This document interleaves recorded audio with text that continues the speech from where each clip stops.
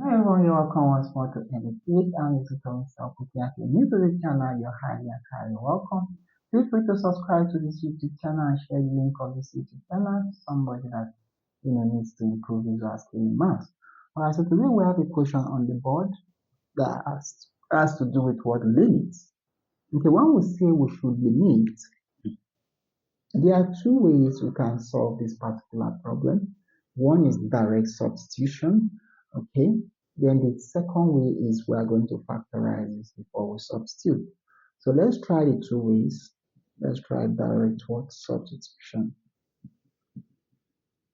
What it means is as x approaches 2 means we are going to input x as 2 into this. So we have 2 squared minus 1 divided by what? 2 plus 1. Let's see what this gives us. 2 squared means 2 times 2, which is 4 minus 1. 2 plus 1 is what? 3. 4 minus 1 is 3 divided by 3, which gives us 1. So the limit as x approaches 2 is 1. Now the second method is we have to what? Factorize the expression. Now if you look at this, it looks like x squared minus 1 squared. Okay? And we have x plus 1 at the denominator. Now what can we recognize here? We can simply recognize what difference of 2 squared.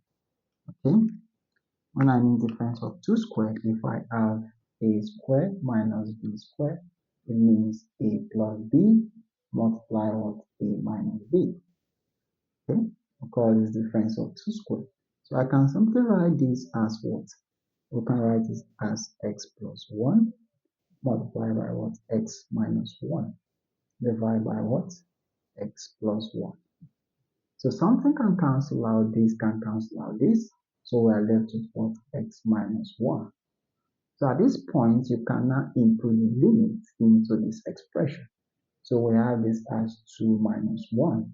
And 2 minus 1 will also give us what? 1. So 1 gives us the solution to this problem when we limit x as x approaches 2. Okay? Alright guys, thank you guys for watching this video. If you like what you subscribe to this YouTube channel and share this channel to somebody that needs your help. I'll see you guys in my next one. Bye.